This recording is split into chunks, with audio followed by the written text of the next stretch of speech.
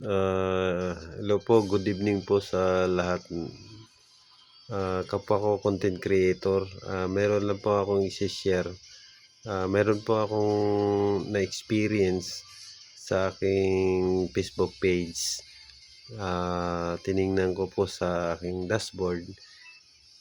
Nakalagay doon is not recommendable. Kaya medyo nagpanik ako, hindi ko alam kung saan ko hahanapin.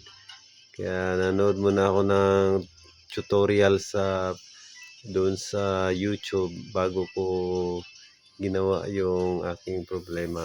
Kaya sa awa naman ng Diyos, natapos ko rin na siguro abot ng 2 days. Madali lang naman siya.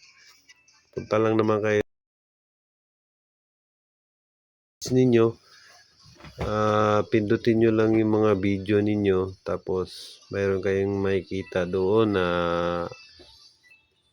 tatlong dot. Tapos pindutin nyo, lalabas yung may nakalagay doon sa taas, show more.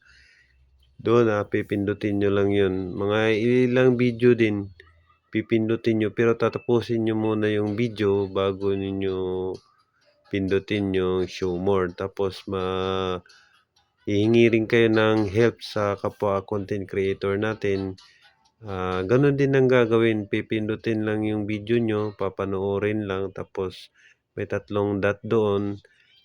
Tapos magantay ka lang ng mga ilang or 2 days or 3 days, babalik din yung recommendable.